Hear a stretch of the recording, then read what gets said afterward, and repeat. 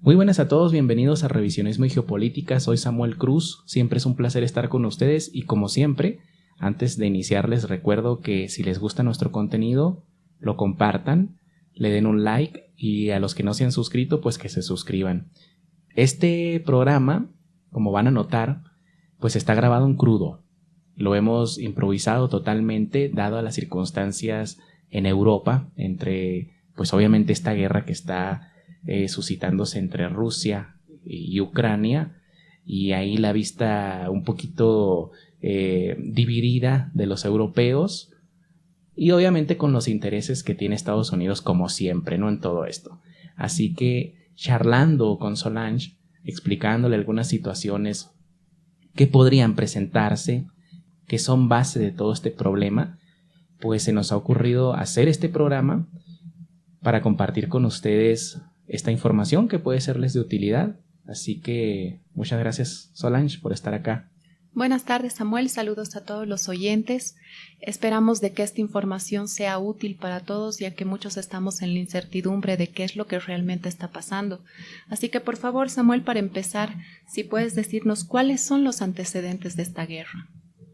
A ver, bueno, hay muchos antecedentes. Podríamos remontarnos incluso hasta la Edad Media, ¿no? Cuando se empieza a crear esta identidad ucraniana, ¿no? Pero pues tampoco vamos a irnos tan atrás porque perderíamos mucho el tiempo, ¿no? Así que lo que podemos es basarnos en un informe que hice sobre la situación para no desviarnos mucho, ¿no? Para no meter tanto relleno, ¿no? Entonces podemos empezar diciendo que antaño, si nos remontamos al siglo XII, el territorio que hoy se conoce como Ucrania fue fragmentado en varios principados, en gran medida debido a la devastación de la invasión que llevaron a cabo los mongoles, ¿no? Y en consecuencia, Ucrania se vio gobernada por varios poderes como la mancomunidad de Polonia y Lituania, después por el Imperio Austrohúngaro, luego por el Imperio Otomano y luego por Rusia. Y ya durante la Primera Guerra Mundial, debido a esto, la población ucraniana quedó dividida cuando estalla la Primera Guerra Mundial y algunos ucranianos lucharon por el bando de la Triple Entente y otros por la Triple Alianza. ¿Pero qué es la Triple Entente y la Triple Alianza?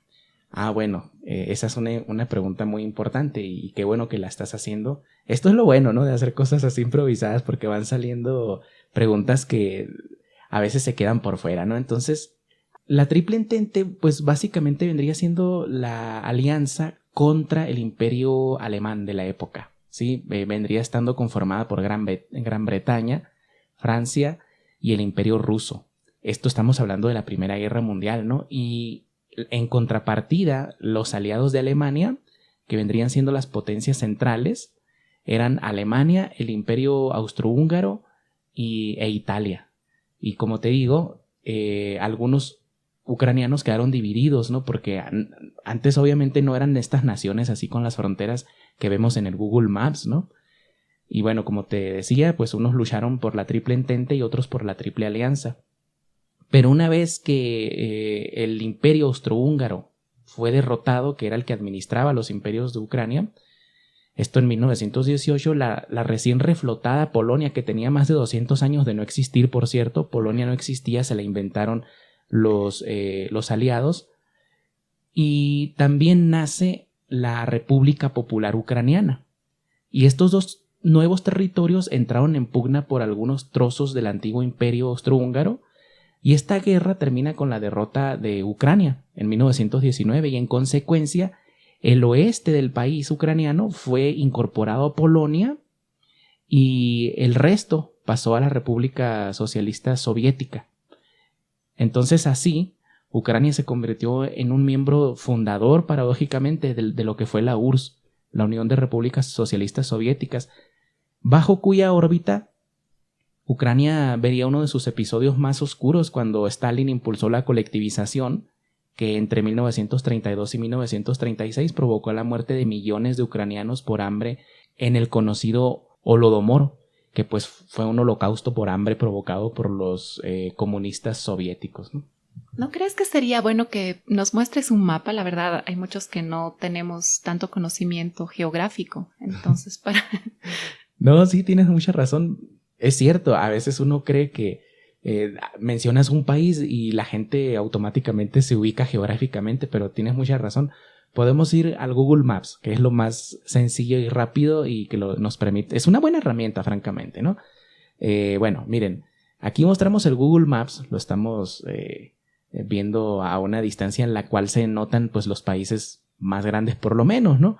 Y vemos que Ucrania, vamos a hacer un acercamiento a Ucrania, está ubicado en una situación geográfica, Solange, muy comprometida en cuestión geográfica, en cuestión geopolítica, lo que es el territorio de Ucrania, Bielorrusia y Lituania, Letonia y Estonia, siempre han sido territorios muy comprometidos. ¿Por qué? Porque cuando termina la Segunda Guerra Mundial, y aquí nos estamos adelantando un poco, esos territorios fueron incorporados, muchos de ellos, a la Unión Soviética. Pero una vez que termina la Guerra Fría y que se disuelve la Unión Soviética y renace Rusia, todos esos territorios, Ucrania, Bielorrusia, Lituania, Letonia y Estonia, quedaron como lo que en geopolítica se llama estados colchón. Obviamente un colchón es para amortiguar algo, ¿no? O amortiguadores también les podríamos llamar, pero el término correcto es estado colchón.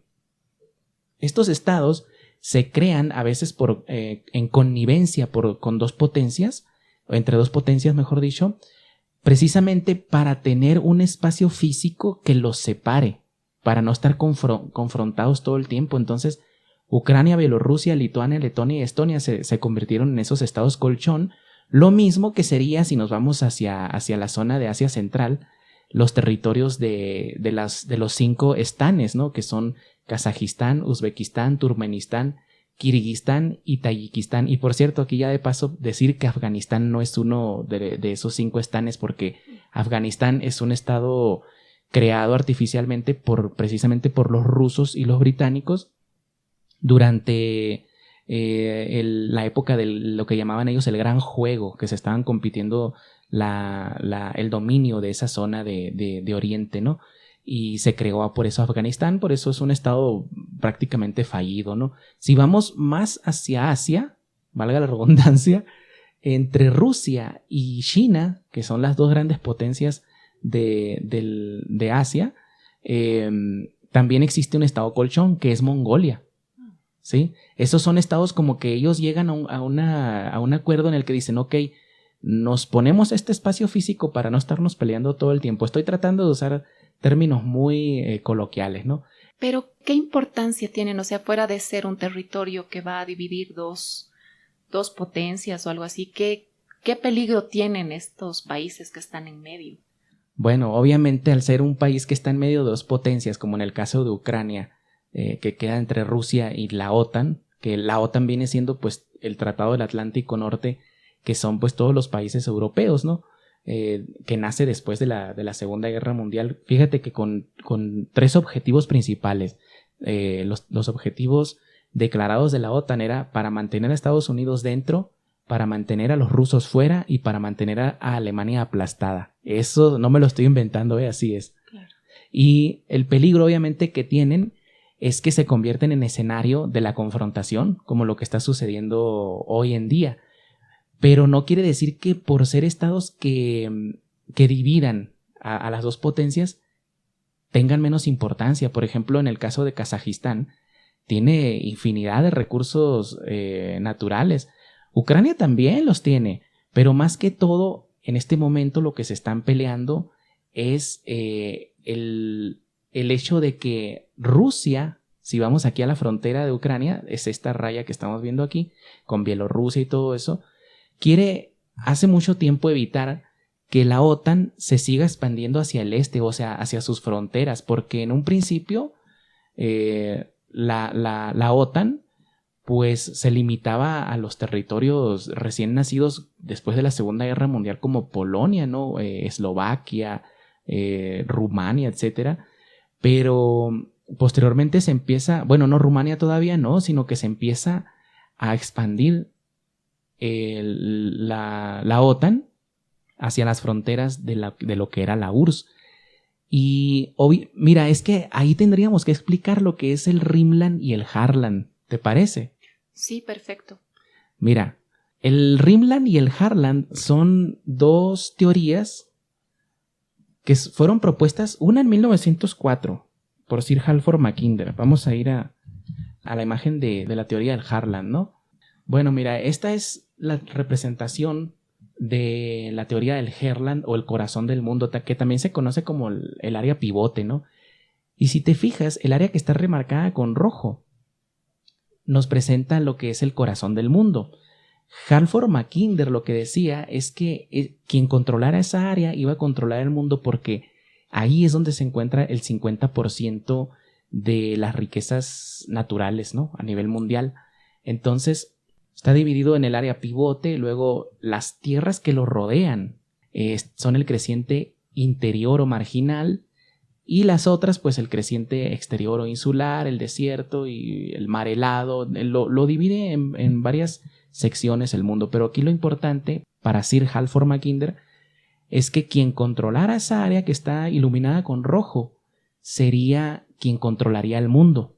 ¿Y quiénes están en esa área del corazón? Bueno, si vamos al mapa, lo que vemos es que se representa lo que sería el área de Rusia, obviamente, y parte de China y el Asia Central, que si te fijas son las partes que han tenido problemas últimamente. Sí. Por ejemplo, en Kazajistán ha habido un intento de golpe de Estado. En Armenia y Azerbaiyán tuvimos también una confrontación, y yéndonos, ya estamos cerca del Mar Negro, ¿no? Ese también es un detalle, el Mar Negro, ¿quién lo controla?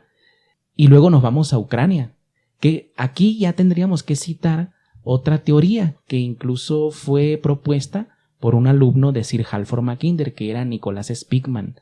Y Nicholas Spigman dijo, en pocas palabras, es cierto que el Harland o el corazón del mundo tiene el 50% de la riqueza a nivel mundial, pero no precisamente quien controle esa área va a controlar el mundo. Más bien, quien controle las áreas que rodean al Harland, ese va a ser quien va a controlar el mundo, porque lo va a retener el crecimiento de esa potencia que está enquistada en el Harland, en este caso Rusia, obviamente. Uh-huh. Y esa teoría se llama la teoría del Rimland. Si nosotros vamos a una representación de la teoría del Rimland, Solange, vemos, por ejemplo, en esta foto, ¿no?, que la parte amarilla es la que representa el Rimland de Nicholas Spigman. Y si te fijas, toda el área amarilla abarca a Ucrania. Claro, sí. A Ucrania y incluso a Bielorrusia, a Lituania, Estonia y Letonia, que son estas partes de acá de arriba, ¿no? Y el Mar Negro. El problema aquí es que, bueno, más bien no problema, sino que ellos, esta teoría de la contención se basa en otra teoría que fue propuesta por un militar estadounidense de nombre Alfred Masham, que él decía básicamente que alrededor de Rusia se tenía que crear como un cordón sanitario en el cual el poder terrestre que tenía Rusia no representara un problema para las potencias marítimas, en este caso Estados Unidos y Rusia. Vamos a poner una imagen en la cual explica esa teoría de Alfred Masham, ¿no? Pero lo importante acá es resaltar la que nos explica mucho mejor, ¿no? La teoría del Rimland de Spigman. Entonces, si nosotros usamos esas dos teorías entre la de Sir Halford Mackinder, de un poder central que emana desde Rusia y que podría controlar el mundo si es que se lo deja crecer, y la otra que es la teoría para contener ese poder, ya podemos comprender muchas cosas, Solange, que ahí hay unas potencias interesadas en que Rusia siga siendo lo que es hasta ahora, un proveedor de materias primas, pero no una potencia tan desarrollada como tal vez lo ha podido llegar a ser China, Inglaterra, por ahí algunos países europeos como Alemania y Francia, y los propios Estados Unidos. Si nosotros vamos a la geografía, Solange, vemos que la geografía de Rusia es muy compleja. O sea, nosotros podemos ver un territorio grandísimo y decir, wow, qué imperio tan grande, ¿para qué necesita salir a los mares? Pero realmente se necesita. Rusia no tiene salida hacia mares cálidos, tiene salidas hacia puros mares helados, y no es lo mismo los mares helados que los mares cálidos. La única salida que tiene, bueno, antes de salir de decir la única salida que tiene, vemos que hacia la parte más asiática de su territorio tiene algunas salidas, pero igual tiene muchos conflictos con Japón por las Islas Kuriles, que es esta cadena de islas que vemos aquí, que muchos de ellos son solamente piedras que sobresalen del mar. Pero lo importante aquí es que una piedra, por eso alguna vez estaba hablando con un analista que dijo, no, Taiwán es un territorio muy, muy pequeño, no representa nada. Mira, Taiwán, para empezar, no es un territorio pequeño, es un país. Claro. Pero de todos modos, aunque hubiera sido una piedra y no estuviera en poder de China, le representaría un gran problema, porque tener esa piedra, tener el control, te da el control de ciertas millas náuticas para que tú puedas explotar esos mares. ¿Qué tal si en esas millas náuticas existe en el lecho marino increíbles yacimientos de petróleo y gas? Entonces por eso se pelean por esas piedritas a veces, ¿no? Si regresamos a la parte europea, vemos que la única salida que tiene es por el puerto de San Petersburgo hacia el mar Báltico, y son mares helados, ¿sí? Pero no solamente eso, si sale por aquí, tiene que pagar peajes por ejemplo, aquí hay un canal, ¿no? El canal de Kiel, que cruza por aquí, que ya casi todos lo usan, porque navegar por estas partes de Dinamarca, por estos estrechos, es muy, muy difícil. Es muy, muy difícil. Mira, o sea, la geografía es muy compleja en el Mar del Norte, ¿no? En el Mar Báltico. Por eso Alemania construyó el canal de Kiel, que se lo quitaron en la Segunda Guerra Mundial, por cierto, ¿sí? Entonces, ese canal ya no es de Alemania, es internacional, ¿sí? Eso sí, ya una vez que pasa por el canal de Kiel, supongamos los barcos, no sé, con productos, de cualquier producto que se imaginen que provenga del puerto de San Petersburgo ruso, tiene que cruzar todavía el estrecho o el canal de la Mancha, que está entre Inglaterra y Francia. Y obviamente ahí tiene que volver a pagar. Claro. Las únicas salidas naturales que tiene Rusia hacia mares cálidos es hacia el mar de Azov, que es al mar de Azov, que es un mar muy pequeño, y al mar Negro. Pero una vez saliendo al mar Negro, tiene igual, si vemos la geografía, muy compleja. Entonces, para salir hacia, digamos, el mar Egeo, que es esta parte, y al mar Mediterráneo, tiene que cruzar el estrecho de Estambul, que está bajo control de los turcos, ¿sí? Fíjense, la geografía es increíble, ¿no? Y todavía después de eso, cuando ya llegas al mar del Mármara, pues pasar por el Dardanelos. Es un estrecho que es incluso ha sido tan competido que, y esto lo hablamos en mi libro, el que estamos a punto de publicar, que incluso llevó a la guerra a la coalición griega contra Troya, porque Troya cobraba peajes por pasar por el Dardanelos, o el Esponto también se llama, ¿no? Bueno, es el nombre antiguo, el Esponto. De ahí, fíjate, todavía llegar al mar Egeo no es tan bien, wow, ya tenemos las enchiladas bien preparaditas, ¿no? Sino que, fíjate, la cantidad de islotes que hay, o sea, navegar por esas partes, tampoco es como que todo el día se van a estar estrellando los barcos con los islotes, ¿no? Pero no es fácil, pues, ya llegar al mar Mediterráneo todavía tiene muchos problemas. Rusia sí tiene presencia en el mar Mediterráneo, pero fíjate, para salir al Océano Atlántico, todavía tiene que cruzar por el estrecho de Gibraltar. O sea, la geografía de Rusia se da perfectamente para que la teoría de la contención de Mahan y después de Nicolás Spigman se aplique totalmente. Y lo que estamos viendo ahorita, este choque, tiene sus raíces en otras cuestiones, obviamente, como la cuestión energética, la cuestión del gas, pero tiene mucho que ver con esto, porque las potencias occidentales están tratando de hacer realidad eso que Speakman ya había explicado, ¿no? Que es contener a la gran potencia, porque, y no estoy aquí defendiendo ni a Rusia ni a Estados Unidos, estamos haciendo un análisis. A mí no me gusta, Solange, que vemos, por ejemplo, canales como Hispan TV, Russian TV, y luego vemos después los canales occidentales, y es una narrativa tonta, la verdad, infantilizante, que nos proyecta a la Segunda Guerra Mundial cuando decían, Hitler es muy malote, y los aliados son buenitos. Ese es el análisis que hacen. Y eso me molesta mucho, ver analistas que tienen años trabajando y que al final de cuentas se convierten en prostitutas intelectuales para cierto canal.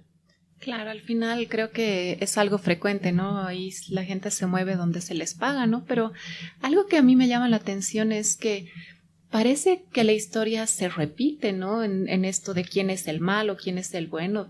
¿Realmente Vladimir Putin es el malo en este cuento? En la geopolítica nunca hay buenos ni malos, Solange. Si nosotros vamos a estudiar, por ejemplo, las guerras del Imperio Romano, cuando se enfrentaba con el Imperio Parto o con el Imperio Sasánida, vemos que nunca era que una persona era mala, sino que eran potencias que se enfrentaban por cierto dominio. De hecho, o regresando al mapa, a Google Maps, por ejemplo, los romanos, el Imperio Romano y el Imperio Parto, se compitieron también en aquella ocasión Armenia. O sea, imagínate, fueron a la guerra por Armenia, por un territorio. Bueno, obviamente tenía otra configuración en aquella época, ¿verdad? Pero nunca hay buenos ni malos. Siempre hay intereses, Solange. Y de eso yo creo que ahí es donde tenemos que entrar en el tema para hablar de los intereses que hay de todo esto. Sí, me parece bien porque entiendo que Rusia ha invertido mucho dinero en Ucrania, ¿verdad? Sí, de hecho, ahora sí volvemos a la cuestión de la Unión Soviética, ¿no? Volvemos a aquello que dijimos cuando en los años, en el 32 y el 36, los ucranianos sufren el peor holocausto que se haya visto, el holocausto de hambre, por las estupideces, vamos a decirlo así, las fantasías, pero mira, no eran fantasías así como, queremos vivir como las de los testigos de Jehová, ¿no? Que un día vamos a vivir en un lugar en el que todos estemos en paz, vamos a comer arrocito en los prados verdes, corriendo de la mano con las bestias salvajes. No es una tontera inocente como esa. El comunismo es una tontera asesina, Solange, y lo demostró en el Holodomor. Bueno, pero posteriormente cuando ya... porque no fue tampoco casualidad que los hayan matado de hambre. Fue también parte de ese adoctrinamiento pavloviano al que sometieron a los ucranianos, ¿no? Porque muchos ucranianos se resistían al dominio soviético. Pero en fin, cuando ya terminan controlándolos, en 1940 entre 1940 y el año 1960, la URSS construyó lo que es el actual sistema de transmisión de gas en Ucrania. Por ejemplo, en 1948 se inauguró el gasoducto Dashava-Kiev, que para 1951 se extendió hacia Briansk, vamos a ver mapas, y Moscú. Y luego Nikita Khrushchev invirtió en Ucrania grandes cantidades de dinero para convertirla en un soviet industrial. Y el sistema de transmisión de gas se fue expandiendo, el que estaba construido en Ucrania se fue expandiendo durante la década de 1950 y 1960, hasta que en la década de los 70 y 80, Solange, pasó a ser una ruta de exportación del gas ruso hacia Europa. Y durante la época de Leonid Brezhnev, que fue el sucesor de Khrushchev, se inauguró en Pripyat, la muy conocida, que esto está al norte de Ucrania, Pripyat, la muy conocida central de Chernobyl, la cual en 1986 voló por los aires por falta de mantenimiento, provocando el peor desastre nuclear desde las 2 bombas atómicas lanzadas por Estados Unidos sobre Japón. ¿Podemos ver todo esto que nos has mencionado en un mapa? Sí, mira, aquí vamos a echar mano. Yo sé que muchos van a decir, no, pero Wikipedia, no, hay que decirlo que Wikipedia tiene mapas muy buenos, yo se los recomiendo. No les recomiendo que se casen con Wikipedia porque siempre tiene una visión así a veces simplista de las cosas, pero no se puede negar que los mapas son muy buenos y uno de ellos es este que estamos viendo acá. Si nosotros vemos, está bien interesante porque mira, vámonos a Rusia, ¿no? La parte de Rusia, de acá provienen todas las tuberías de gas, ¿no? Pero no nos vamos a ir hasta Nadim, ¿no? Que está acá. Bueno, también está Ucta y Punga. Primero vamos al ramal de Ucta. Este se llama, aquí vemos los nombres, Yamal Europa, y vemos que se conecta con Griazovets, y aquí hace una bifurcación hacia el puerto de San Petersburgo, ¿sí? Se conecta con Volkhov y luego en Birbok, ¿sí? Y este gas es lo que se convirtió después, que ya vamos a hablar de ello, en el Nord Stream 1, ¿sí? Hoy se habla mucho del Nord Stream 2, que es la manzana en discordia, pero ya no vamos a adelantarnos, ¿no? El Nord Stream 1 llegó mucho después de los primeros gasoductos que pasaban por Ucrania y Bielorrusia, que ya los vemos aquí, ¿no? En el caso de Griazovets, se conecta con Bielorrusia y de ahí provee al comprador más importante de gas, que es y siempre ha sido Alemania. Sí, aquí todos estos ramales que vemos aquí son unos pocos, porque está muy simplificado el mapa, pero para lo que queremos explicar nos sirve muy bien. Luego, si regresamos, vemos que el de Punga, que se llama Brotherhood o Hermandad, se conecta con Ucrania, pero antes hace unas bifurcaciones hacia lo que llamábamos el Asia Central, los 5 estanes, ¿no? Ya los hemos mencionado, provee también esos lugares, es que por eso es importante también esos territorios, ¿no? Porque le compran gas a Rusia. Entonces, ya yéndonos a lo que nos convoca, en el caso de Ucrania están estos dos ramales, el Suyots y el Brotherhood, ¿no? El Brotherhood que proviene de acá, se conecta aquí, y como te digo, son unos pocos. Pero resulta, Solange, vemos otros que proveen también a Rumania, que pasan por Bulgaria, etcétera, ¿no? Ya vamos a hablar de estos otros, ¿no? Porque este era un proyecto que se llamaba el South Stream, o la corriente del sur, o el gasoducto del sur, ¿no? Pero se reemplazó por el South Stream, que ya vamos a ver esto, ¿no? ¿Qué sucede? Que cuando Ucrania se independiza tras el debilitamiento de la URSS en 1991, cuando ya se disuelve, ¿no? Con el reconocimiento de Ucrania como Estado independiente se creó lo que decíamos, este Estado colchón entre Europa y Rusia, secundado por Bielorrusia. Esto fue en 1990, cuando se independiza Bielorrusia, en teoría, porque sigue siendo un Estado satélite de Rusia, ¿no?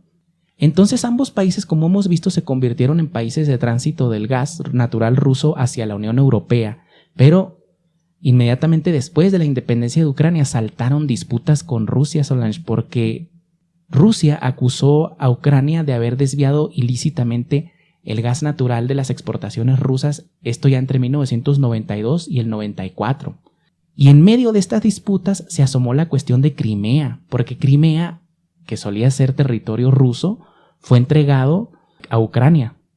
Pero ahorita vamos a ver un mapa, bueno, más bien de una vez, mira, si vemos este mapa, fíjate, este mapa muestra lo que es las lenguas más usadas en Ucrania. La parte azul es la que muestra dónde se habla más ucraniano, si te fijas, ¿no? Y en todo lo amarillo se habla más ruso. Acá vemos el porcentaje, ¿no? Ucraniano 67.5% y ruso 29.6%. No es poco, claro, no es poco. Todo lo que está cerca de la frontera, ¿no? De hecho, si te fijas, aquí está el río Dnieper, que ya vamos a hablar del río Dnieper, que básicamente divide a la mitad a Ucrania. Y esta parte de aquí vamos a ir al mapa de Google Maps, esta parte es lo que te digo que se le fue regalado a Ucrania, que es esta península, es Crimea. Pero ya vamos a llegar a eso, a Crimea, ¿no? Ya estamos haciendo este programa en bruto, como dijimos, pero estamos tratando de llevar un orden, ¿no? Entonces volvemos a lo que estábamos diciendo, porque como dijimos, entre el 92 y el 94 salió a la luz esto, pues que Ucrania estaba, para que nuestros amigos mexicanos nos entiendan, guachicoleando, robándose el gas, ¿no? Y ya, como les digo, entre esa disputa del 92 y el 94, en el 93, salió la cuestión de Crimea. Y el presidente ruso, el borracho Boris Yeltsin, le propuso al presidente de Ucrania, Leonid Kravchuk, condonarle la deuda que Ucrania tenía con Rusia a cambio de que le diera el control de Crimea por parte de la flota del Mar Negro, la flota rusa, ¿no? Pero la negociación fue rechazada, pero a cambio sí Rusia, a través de su empresa Gazprom, que es la empresa más grande de gas, recibió derechos de privatizar empresas de Ucrania, empresas gasíferas de Ucrania y otros sectores. Y para 1994 Gazprom obtuvo una participación del 51% del sistema ucraniano de gasoductos y se acordó crear una empresa ruso-ucraniana que se llamaría Gastransit para operar la infraestructura a cambio de condonar parte sustancial de la deuda que tenían, ¿no?, con Rusia. Y en 1995, fíjate cómo llevamos el orden, ¿no?, de las cosas, sí, año por año. La Rada, que es el parlamento ucraniano, prohibió la privatización del petróleo y el gas del país, de Ucrania, ¿no? Y 4 años después, Gazprom acusó de nuevo a Ucrania de desviar ilegalmente gas destinado a la exportación a otros países y suspendió las exportaciones de petróleo y electricidad, porque la electricidad también se exporta, esto hay que decirlo. Por eso es importante cuando, por ejemplo, un país dice, yo voy a hacer un programa nuclear, pero muchas veces no va dirigido ese programa nuclear a hacer bombas atómicas, Solange, sino a crear energía. Y quien crea energía deja de ser dependiente de los demás, porque la energía eléctrica se vende entre países, así como el gas, el petróleo y los frijoles. Entonces, bueno, que para que se entienda, pues que es un producto nada más, ¿no? Entonces, cuando suspende estos servicios, estas exportaciones Rusia de petróleo y electricidad a Ucrania en el año 99, ya estamos en el 99, la deuda de Ucrania se incrementó y parece entonces ya alcanzaba los 2.800 millones de dólares de lo que le debía a Rusia, ¿no?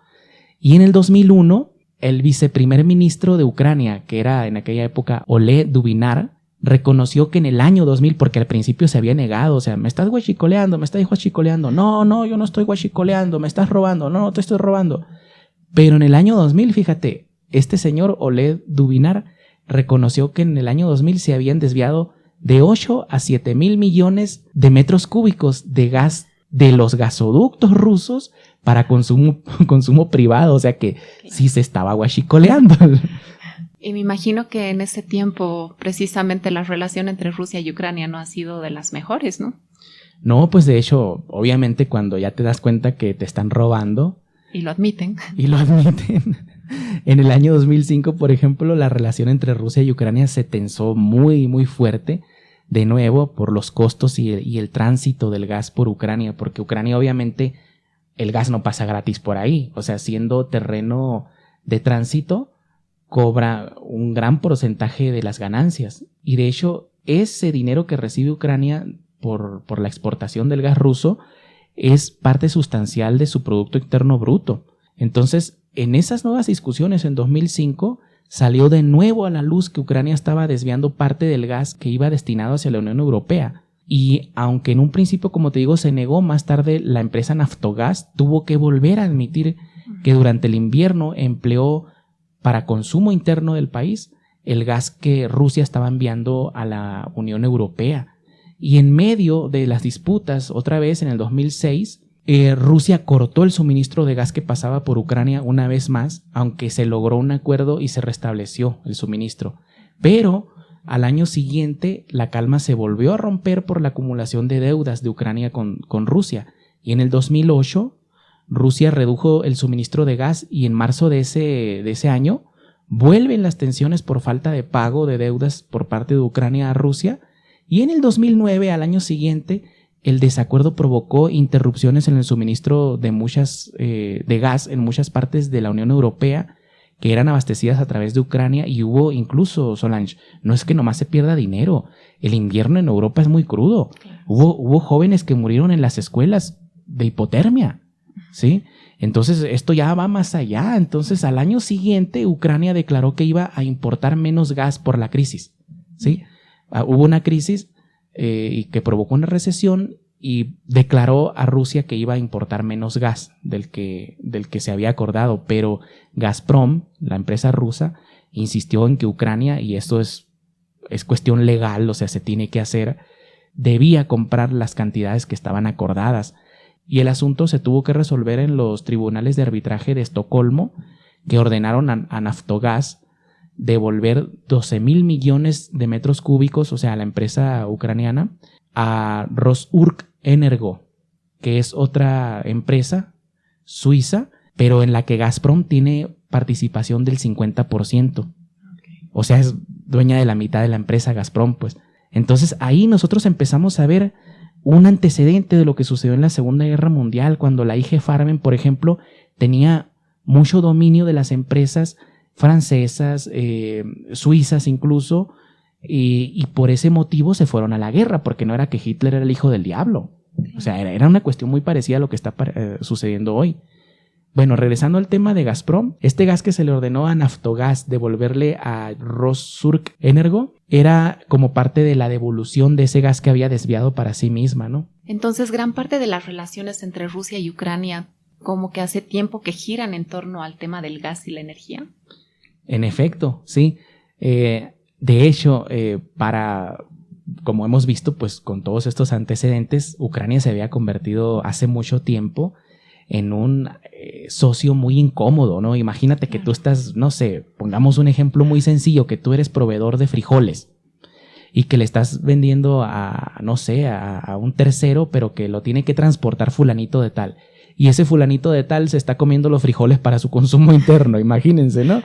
Entonces, obviamente vas a recurrir a otras opciones. Claro.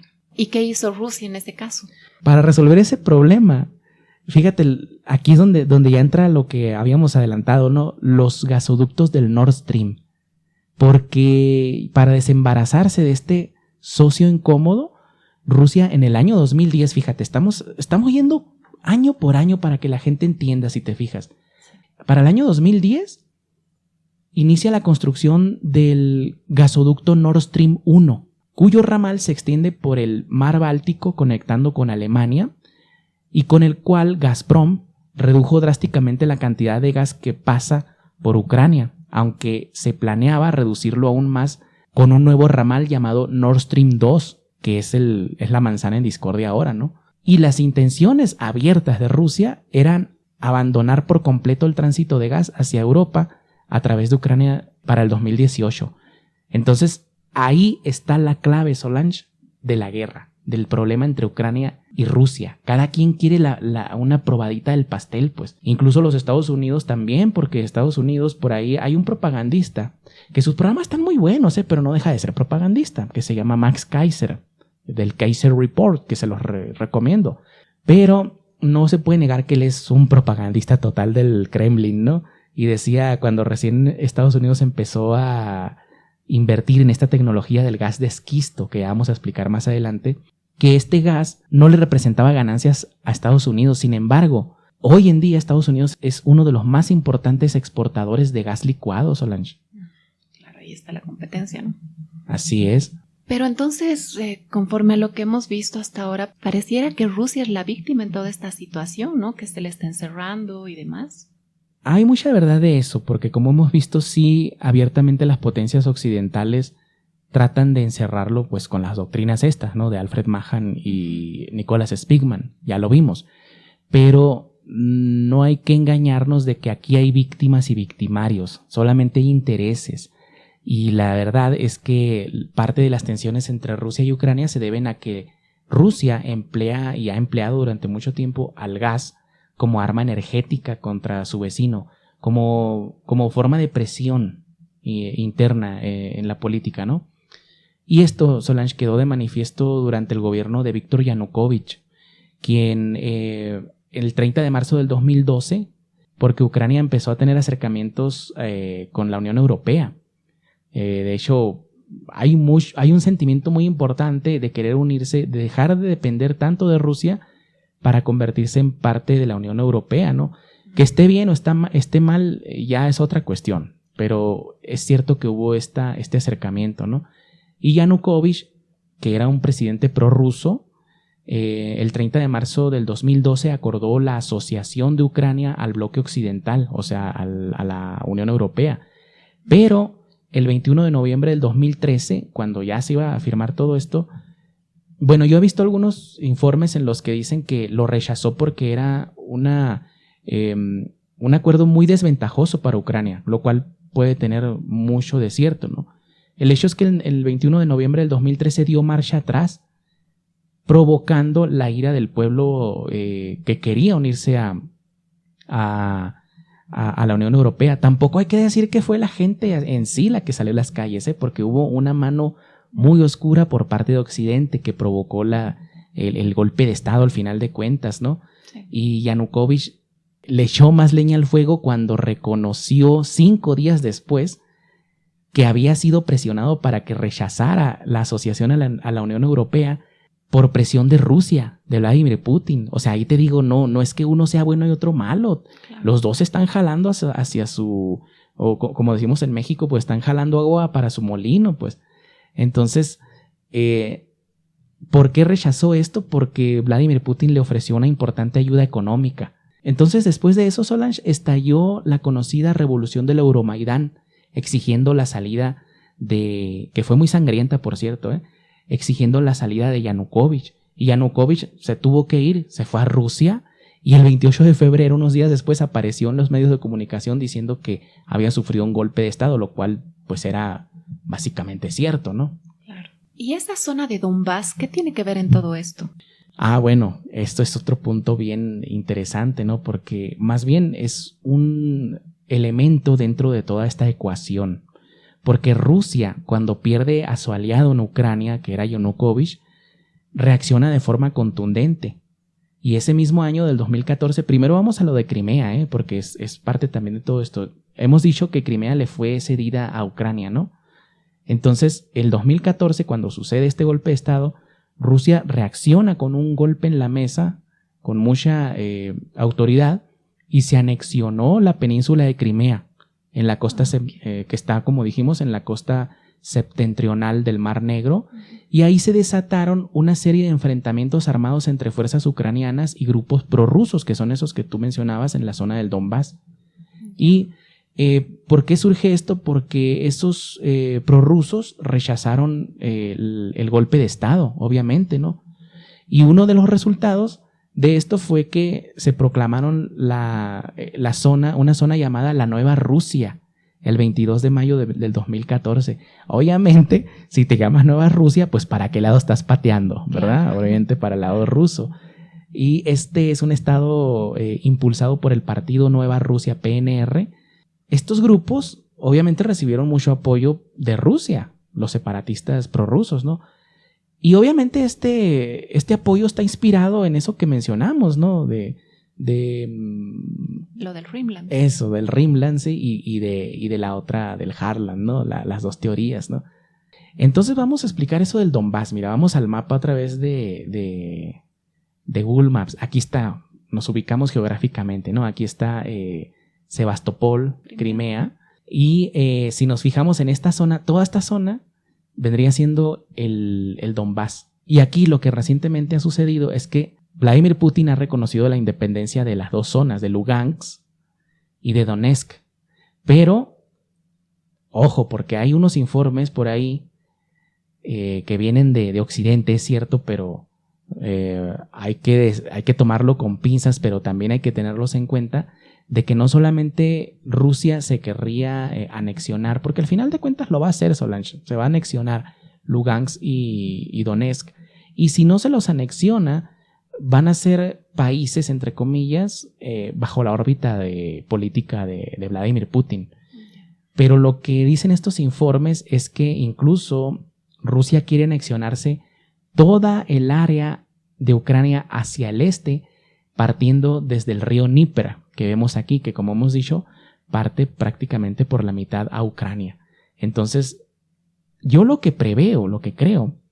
Y es toda la población que habla ruso, ¿no? Precisamente. Sí, gran parte de lo que, si nos fijamos en el mapa a través de la lengua materna, ¿no? De lo que se usa más.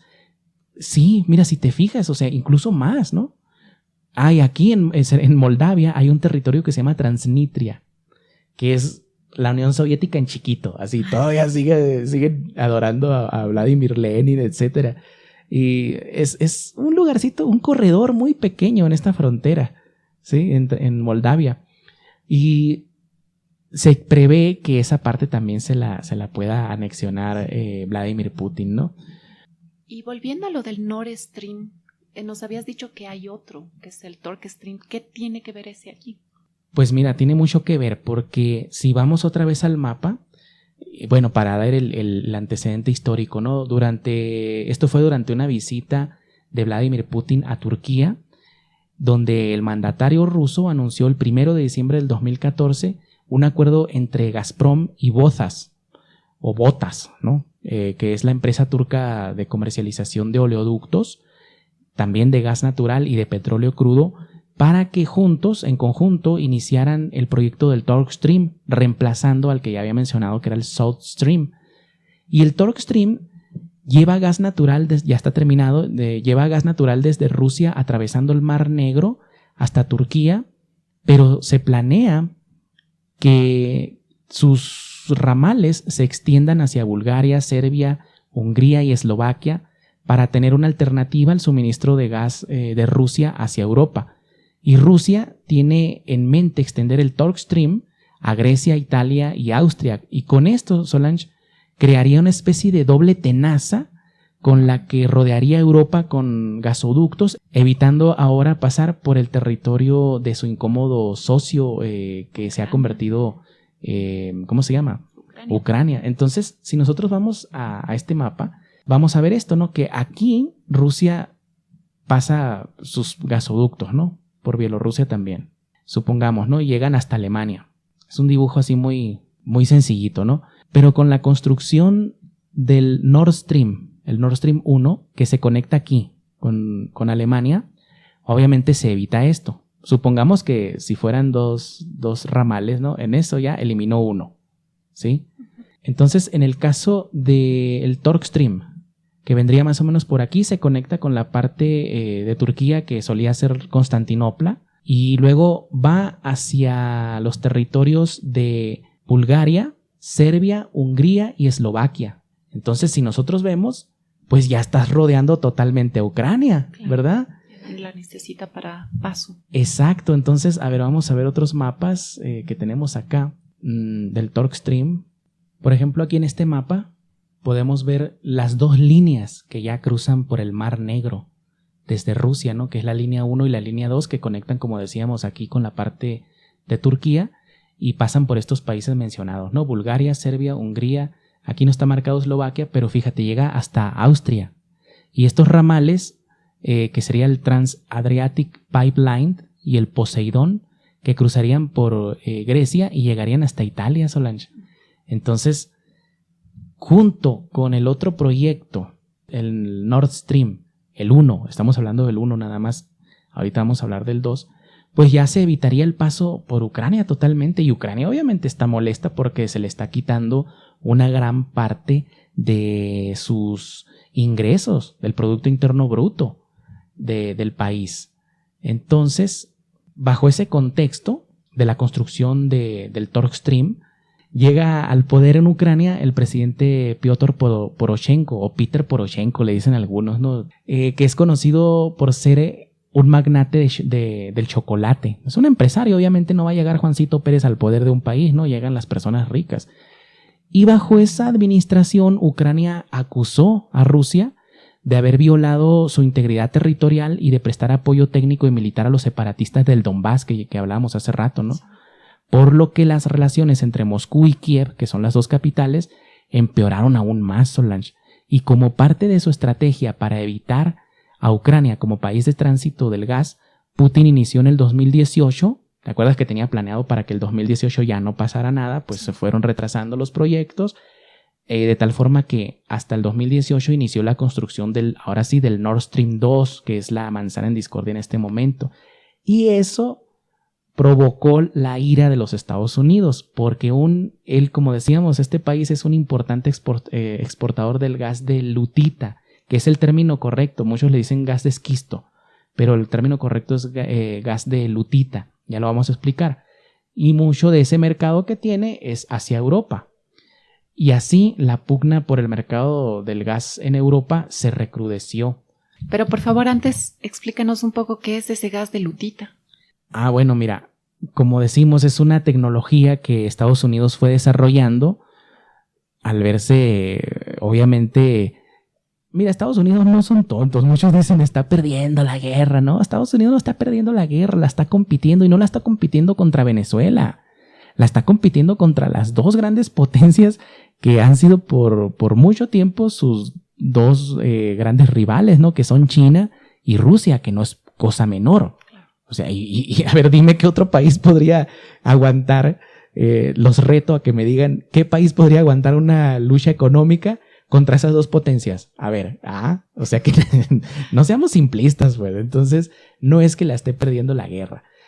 Bueno, el gas de lutita es muy controversial, Solange, porque este gas es gas natural que se extrae de zonas muy profundas en la tierra, obviamente, donde abunda el esquisto, ¿sí? El esquisto o esquisto metamórfico son unas rocas metamórficas, no me voy a meter mucho en eso porque no soy tampoco experto, pero que son rotas a través de un proceso de inyección de agua, grandes cantidades de agua, con otros elementos químicos, ¿sí?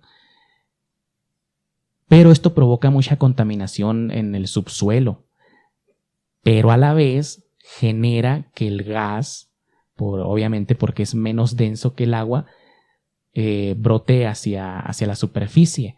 El problema es que, por ejemplo, ese gas no puede ser transportado más que a través de tuberías, pero obviamente regresamos a nuestro mapa de Google Maps y vemos que la geografía por ningún lado le da a los Estados Unidos para llevar su gas pues a ningún país, excepto México, pero México tiene gas, aunque sí compra una cierta porción, ¿no? Pero no se podrían, sería muy caro construir una tubería que fuera desde la costa este hacia Europa.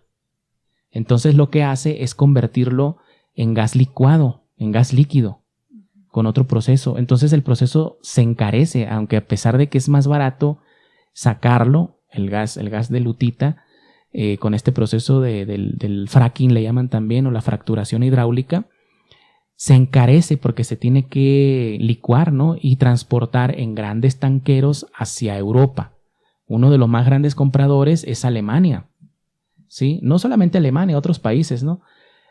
Entonces esa cuota de mercado es la que se compiten Estados Unidos y Rusia. Obviamente Rusia vende mucho más gas que Estados Unidos, pero la cuota de mercado es importante para los Estados Unidos y por eso decíamos que este propagandista Max Kaiser que decía, no, el gas de esquisto, decía él, no le genera nada a Estados Unidos, le genera pérdidas. No es cierto, o sea, Estados Unidos es una potencia vendedora de gas, Solange. Claro.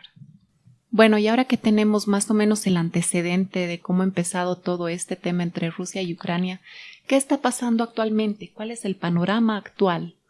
Bueno, en la actualidad, ya nos podemos hacer una gran idea con todo el antecedente que hemos visto, ¿no? Que no es un problema que de pronto se le ocurrió a Vladimir Putin, voy a invadir Ucrania y ya no, sino que tenía sus raíces, ¿no? Pero vamos al 20 de mayo del 2019 cuando Poroshenko termina su mandato en medio de, por cierto, de escandalosas demandas por corrupción, y como sucesor asumió Volodymyr Zelensky, que es importante decir, ¿por qué no?, que Volodymyr Zelensky es un cómico, Solange, es un actor cómico, es como si...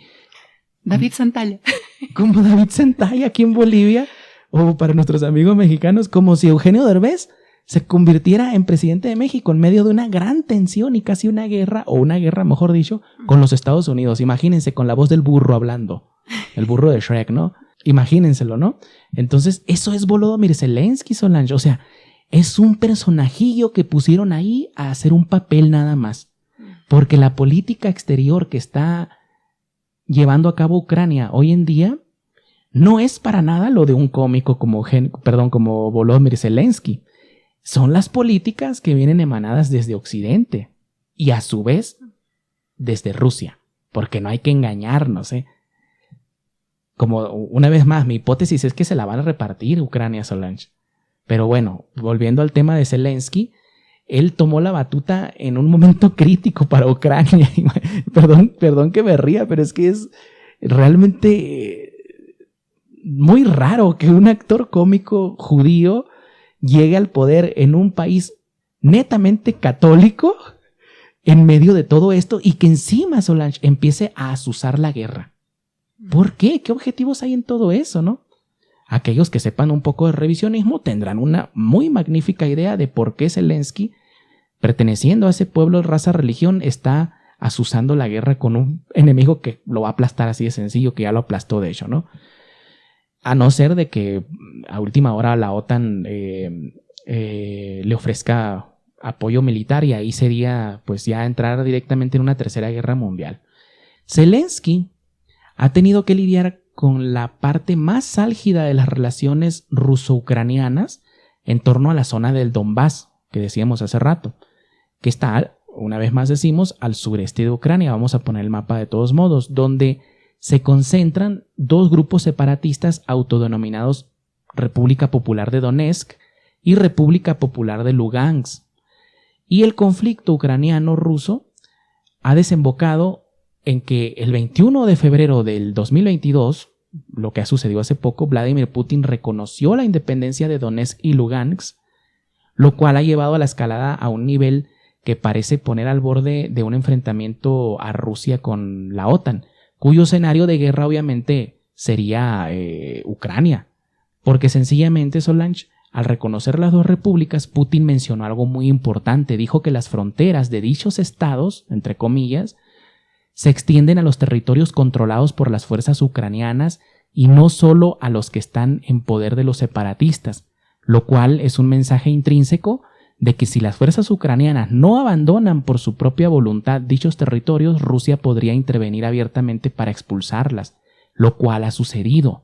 Ahora, lo que estamos viviendo en la actualidad es el temor que mencionábamos, que gira en torno a que Rusia se anexione Donetsk y Lugansk, que yo creo que va a suceder, y según la tendencia de lo acontecido desde Crimea, es más que probable, Solange. Y en el caso de que no las absorba, como decíamos, abiertamente, seguramente se convertirán en satélites de Rusia y le darán aún más presencia al mar de Azov y al mar Negro. No obstante, el temor de un conflicto mucho mayor es avivado por los medios de comunicación occidentales y también rusófilos, ¿no?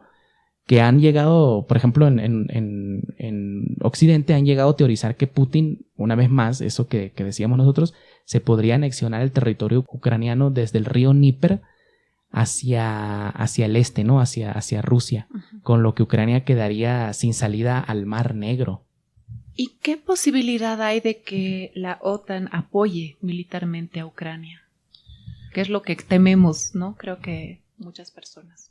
Pues no hay que olvidar lo que mencionamos al principio, ¿no? La OTAN fue creada con esos tres objetivos: mantener a los Estados Unidos adentro, mantener a los rusos afuera y a los alemanes aplastados. Bueno, hay que decir que Alemania se ha actualizado. Alemania ya no es la Alemania nacionalsocialista, Solange, es una colonia sionista estadounidense, ¿no? Es una colonia nada más, como toda Europa. Perdón para mis amigos europeos, pero Europa es una colonia estadounidense nada más. Y la tendencia dictaría que si la cuestión se sigue manteniendo en la misma línea, la OTAN podría intervenir, pero no en sí para defender y expulsar a los rusos de Ucrania. Mi teoría es esa exactamente, de que se van a dividir entre la OTAN y Rusia el territorio ucraniano, precisamente, si no exactamente, muy cerca de esa frontera natural que significa el río Dnieper. Si la seguimos, ¿no? Si seguimos el curso del río, vemos cómo rodea la península de Crimea, ¿no? Entonces, prácticamente Ucrania quedaría dividida de la forma en la que vimos el mapa de los lenguajes, ¿no? Y entonces, ¿cuál es la intención del presidente de Ucrania de pedir a la OTAN que veten el veto de Rusia? El derecho a veto. El derecho a veto, para dar un poco de contexto, es una regla tramposa que pusieron los 5 ganadores de la Segunda Guerra Mundial, Solange, los que le ganaron la guerra a Alemania en Europa o al nacionalsocialismo, cuando crean este pulpo de control mundial que se llama la ONU. crearon las reglas, ¿no? Todo el mundo tiene que ser democrático, todos vamos a comer arrocito en un prado verde y corriendo de la mano con las bestias salvajes, pero bajo mis reglas. Eso es el derecho a veto. Por ejemplo, México, Bolivia, Argentina, Alemania, todos pueden opinar, pero siempre y cuando le convenga a los 5 países ganadores: Francia, Inglaterra, Rusia, China y Estados Unidos. Esos son los únicos que tienen derecho a veto. Es decir, que si un país dice, y se ha presentado en este momento, Solange, todos los países en Europa, casi en conjunto, han decidido ponerle sanciones a Rusia. Pero Rusia, como es parte se llaman el Consejo de Seguridad de ellos, ¿no? Como es parte de esos 5, dice, ok, todos quieren castigarme, pero yo le pongo un veto a la decisión. O sea, y esto no es algo que haya hecho solamente Rusia, lo ha hecho Estados Unidos, Inglaterra, China, lo han hecho todos, ¿eh? O sea, el veto, como te digo, es una regla tramposa que tienen ellos, porque todos son muy democráticos, pero siempre y cuando sigan las reglas de estos 5 poderes establecidos. Y fíjate que eso me recuerda, Solange, que en el año 1950, Winston Churchill, esto ya lo he mencionado en otros videos, él dijo en Copenhague, Dinamarca, que los ejes del gobierno mundial, así lo llamó el gobierno mundial democrático, debían ser Inglaterra, Estados Unidos, Rusia y una Europa unida, porque no existía la Unión Europea. Se le pasó China por ahí, tal vez se le pasó, ¿no? Pero lo cierto es que esos 5 países son los que tienen la decisión por sobre todos los demás. Entonces, quitarle el derecho a veto sería expulsarlo de ese club de poder, ese club privado, y eso sería muy peligroso, Solange. Eso sería volver al mundo anterior a la Segunda Guerra Mundial, en el que cada país tenía su sistema político, hacía lo que le daba la gana, que ciertamente yo no digo que sea malo, porque ¿Peligroso para quién entonces? Peligroso, para eso iba precisamente, y qué bueno que haces la pregunta, peligroso para los grandes poderes a nivel mundial, para el poder económico, para las oligarquías del comercio, para las oligarquías del dinero, para los que tienen la maquinita de imprimir dinero, así de sencillo, Solange. Y ahora los quieren sacar además del sistema SWIFT, ¿verdad? Eso estábamos viendo ayer precisamente. O sea, las cosas no parecen estar yendo para atrás, Solange, parecen estar yendo hacia adelante, ¿no? Bueno, antes de continuar, mira, te quería mostrar esta imagen donde se muestran el abastecimiento de gas de Europa, hacia Europa, ¿no? Y estas son las principales rutas de abastecimiento. Si te fijas, las rojas son procedentes de Rusia, o sea, es la mayoría. También Europa, el sur, sobre todo España y Francia y Italia, reciben mucho gas procedente del Magreb, de la parte norte de África, sobre todo de Argelia. Y Argelia incluso tiene también un problema muy grande con Marruecos que puede desencadenar también en una guerra. Es que los escenarios se parecen mucho a los escenarios previos a la Primera Guerra Mundial, Solange. Es realmente increíble, ¿no?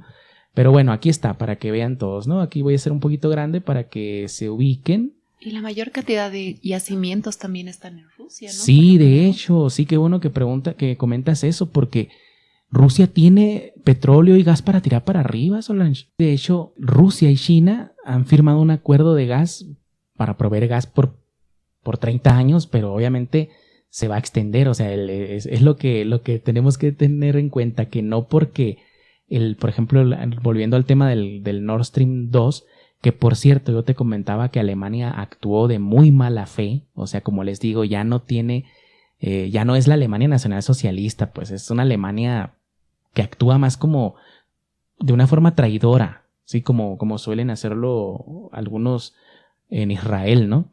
De una forma mentirosa, ¿no? Porque el gasoducto Nord Stream 2 se empezó a construir y empezaron los problemas ya cuando casi se iba terminando el Nord Stream 2. Pero bueno, sí desde que se empezó a construir, pero lo dejaron que se construyera y justo unos días después de que terminaron de construirlo, de que se conectó con Alemania, es cuando dicen, ay, ¿qué crees? No lo voy a usar, lo voy a vetar. Entonces, ¿cómo crees que va a reaccionar Rusia al respecto? si ha invertido tanto dinero. También hay que mencionar que algo muy importante en todo esto es China, con su proyecto de la ruta de la seda, Solange, porque ahí viene a colación de lo que decías, ¿no? Aquí estamos viendo una imagen representativa de las rutas de la seda. No es precisamente que pasen por esos lugares que están marcados, no, es una representación nada más. Pero aquí lo importante, quiero resaltar la ruta roja que viene acá, que rodea el Polo Norte y que conecta con Europa. Esa ruta y todas estas rutas, mira, son muy parecidas a las rutas que tienen los gasoductos rusos. Entonces esto, como China y Rusia son aliados, si nosotros lo ponemos en términos del Heartland y del Rimland, estaríamos ante la primera vez que una potencia sería capaz de controlar tanto el Rimland como el Heartland. Porque al igual que Rusia está rodeando a Europa con sus proyectos de gas, ¿no? El Turk Stream y los Nord Stream, China está rodeando comercialmente, es que, perdón que me ría, pero es que es increíble realmente, está rodeando a toda la isla mundial, como decía Sir Halford Mackinder. Esto se me pasó decirte, ¿no? Hace rato, que la isla mundial vendría siendo todo esto, exactamente lo que está marcado aquí. Para Sir Halford Mackinder esto era la isla mundial, y el corazón del mundo vendría siendo el Heartland, vendría siendo Rusia. Entonces él tenía un dicho, él resumía su teoría de la siguiente forma. Él dijo, quien gobierne en Europa del Este dominará el Heartland. O sea, traduciéndolo, quien gobierne en Rusia dominará el Heartland, el corazón del mundo. Quien gobierne el Heartland dominará la isla mundial, es decir, todo eso que vemos que él decía que era la isla mundial, ¿no? Y quien gobierne la isla mundial controlará el mundo. Estamos ante la primera ocasión en la historia en la que una potencia como China, aliada con Rusia, podrían controlar las dos áreas, tanto el Rimland como el Heartland. Todo esto se está peleando, Solange. No es tan sencillo como decir que Vladimir Putin se levantó de mal humor y va a invadir Ucrania porque le caen gordos, ¿no? El análisis no es tan simplista como lo hacen desde Occidente, y también, ¿por qué no decirlo?, como lo hacen desde los medios rusos. Sí, que la agresión, que todo esto. No, aquí hay intereses geopolíticos muy grandes, Solange. Bueno, sí, definitivamente es muy complicado, pero creo que con todo lo que nos has explicado y los mapas y todo eso queda más clara, especialmente cuál es la razón que tal vez hay de fondo en todo esto, ¿no? Pues yo espero de verdad que sí quede más claro de lo que estamos viendo en los medios de comunicación, porque al final de cuentas es una guerra propagandística en la que entramos, Solange, y si nos metemos en eso, vamos a caer en el mismo simplismo de decir Hitler era malo y los aliados eran unos angelitos que llegaron a liberar Europa. Claro, pero no nos dicen que para liberar Europa la tuvieron que dejar en escombros, ¿verdad? Así es. Bueno, gracias por toda esta explicación, gracias por aclararnos este panorama, por mostrarnos realmente eso, que en una guerra no hay buenos y no hay malos, simplemente hay intereses. Para mí es un placer y bueno, ya esperemos a ver que nos dejen comentarios nuestros seguidores. ¿Y te parece si nos despedimos? Sí, perfecto. Hasta la próxima. Muchísimas gracias. Hasta luego.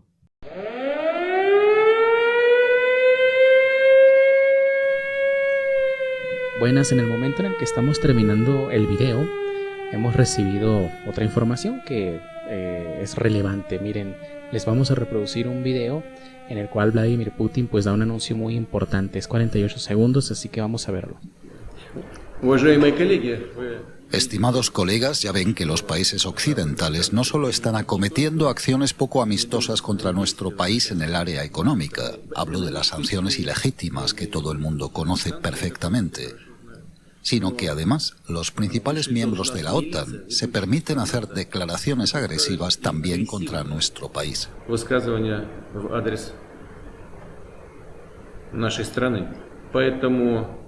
Es por eso que ordeno al ministro de Defensa y al jefe del Estado Mayor que pongan a las fuerzas de disuasión del ejército ruso en alerta máxima de combate.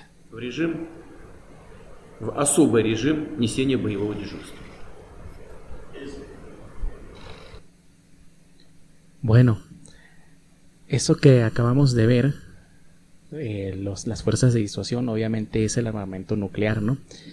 Y obviamente esta declaración es una declaración abierta de que los misiles nucleares pues están ya activos y en alerta máxima por parte de Rusia. Y obviamente algunos han dicho tal vez es un blofeo, pero esto no es un juego de cartas. Estamos hablando de cuestiones nucleares, ¿no? Y obviamente Estados Unidos no va a decir, parece que está blofeando.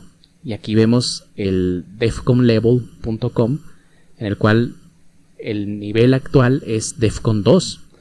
Aquellos que no conozcan el Defcon 2 pueden venir aquí a la Wikipedia y aquí se explica fácilmente, ¿no? En los Estados Unidos el Defcon, acrónimo de Defense Condition o condición de defensa, es un término utilizado para medir el nivel de disponibilidad y defensa de las Fuerzas Armadas.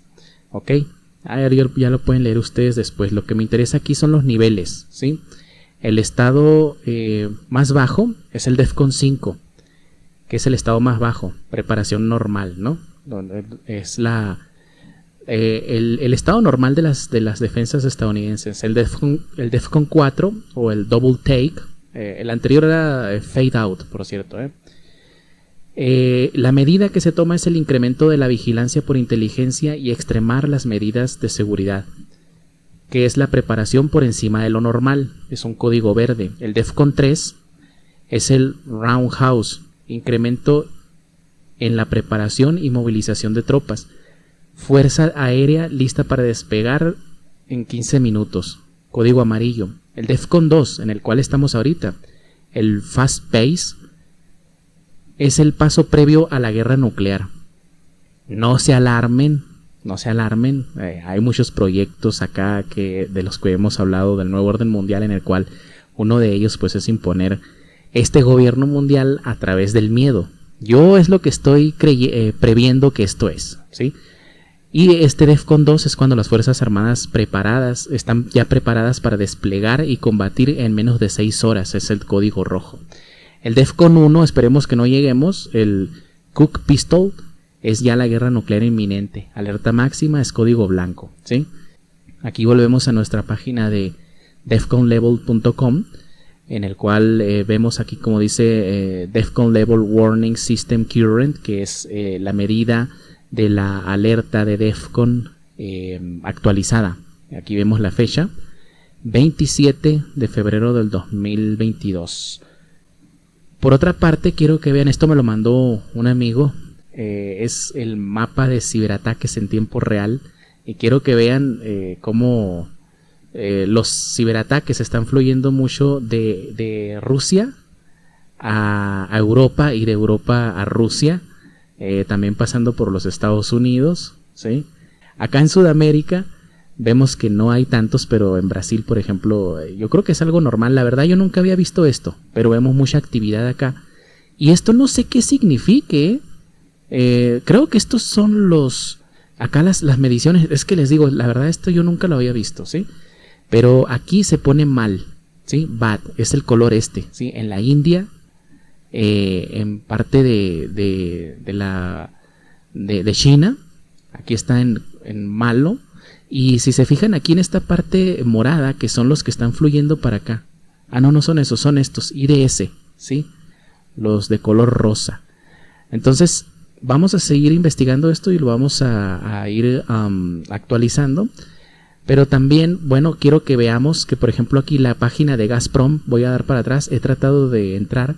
Gazprom, que es la página oficial de la empresa rusa de gas y petróleo de la que hemos estado hablando en el video. Si damos clic en entrar, vean cómo está tardando mucho, y al final de cuentas, como van a ver, tan pronto cargue esto, pues la página está caída. Quiere decir que sí están atacando, aquí como lo ven, a las empresas rusas, ¿sí? Los ciberataques están al pie del día. Por otra parte, yo estuve buscando información para el video que acabamos de presentar, y lo curioso es que páginas en las que hace 3-4 días podía entrar, ya no pude acceder. Entonces están los ciberataques a todo lo que da la guerra. Esperemos que este flujo no se convierta en flujo de misiles, ¿verdad? Así que bueno, vamos a seguir informando.